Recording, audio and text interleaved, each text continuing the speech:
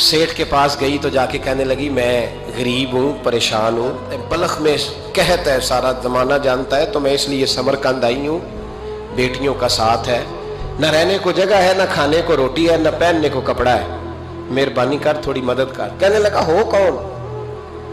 تو اس سید زادی نے کان آگے کر کے، ہاں کسی پہ بھی حالات سخت آ سکتے ہیں، اللہ سے ڈرنا چاہیے، کان آگے کر کے نا کہنے لگی میں سید زادی اور یہاں میرا اپنا کوئی نہیں، مہربانی کر۔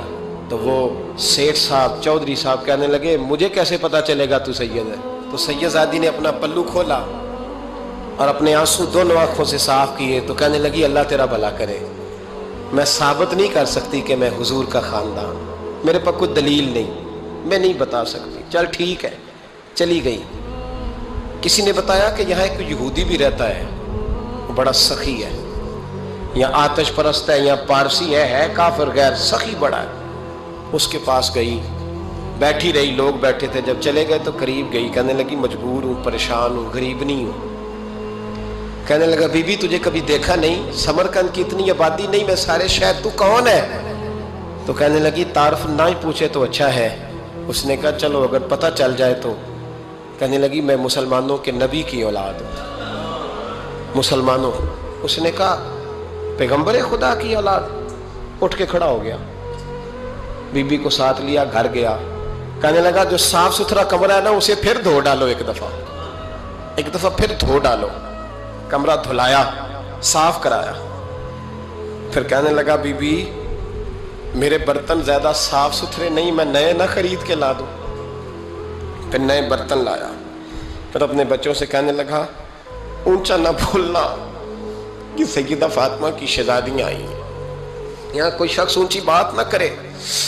پھر کہنے لگا بی بی جو میرا بالکل طیب اور حلال رزق ہے نا، یہ اس میں سے لنگر ہے، لیکن چونکہ میں غیر مسلم ہوں، مجھے سلیقے نہیں آتے، جیسا تیسا بھی ہو نا اسے قبول کر لینا۔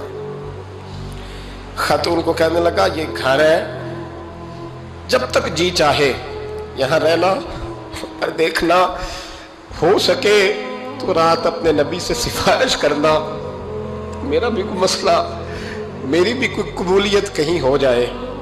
وہ مسلمان کہلانے والا رات کو سویا، کہتے جنت سجی ہوئی ہے، لوگ جنت میں جا رہے ہیں،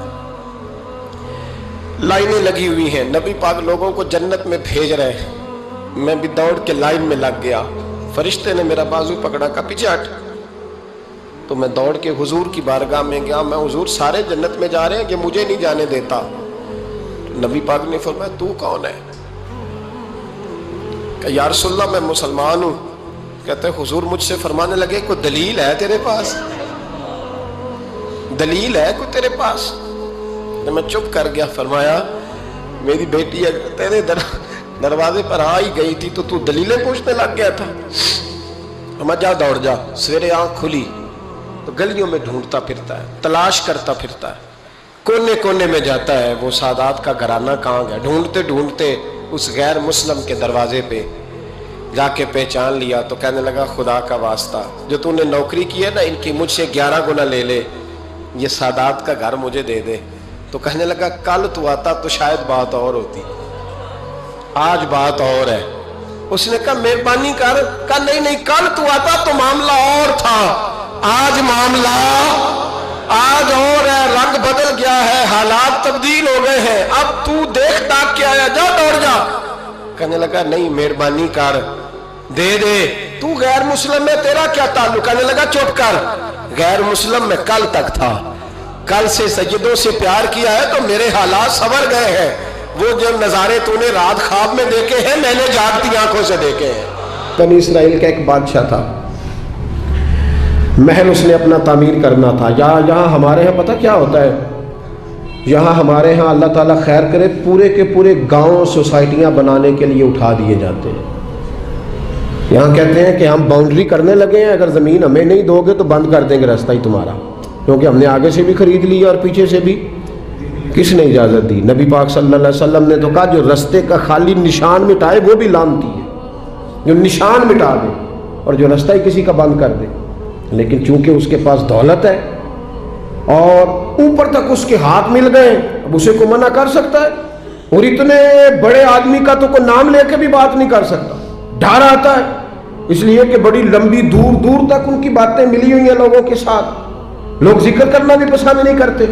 وہاب ابن منبہ رحمۃ اللہ تعالیٰ علیہ فرماتے ہیں بنی اسرائیل کا ایک بادشاہ اپنا محل بنا رہا تھا، ایک بوڑھی عورت کی کٹیا بھی محل میں آ گئی، جھونپڑی، بیوہ عورت ہے، لاوارث ہے، اولاد کوئی نہیں۔ بادشاہ نے اس کو کہا کہ اماں جتنے پیسے تو کہے گی نا میں دے دوں گا، میرے ہاتھ بیچ ڈال۔ تو کہنے لگی میں دیہاتی عورت ہوں، پتہ ہے نا بچے ٹاؤن میں چلے جاتے ہیں پر ابا کہتا ہے مجھے گاؤں میں رہنے دو، اماں کہتی ہے کہ میرا یہیں دل لگتا ہے، میں یہیں ٹھیک ہوں۔ اس نے کہا بادشاہ میں پکا ہوا پھل ہوں، کسی وقت بھی گر جاؤں گی، جب میں مر جاؤں گی تو تیرا یہ ہے، میرا کون سا کوئی آگے پیچھے ہے، نہ اولاد ہے نہ کچھ اور ہے، تجھے مل جائے گا، لیکن میں بیاہ کے یہاں آئی تھی، دل کرتا ہے جنازہ اسی جھونپڑی سے نکلے تو مجھے پڑی رہنے دے، میں تیرا کچھ نہیں بگاڑتی۔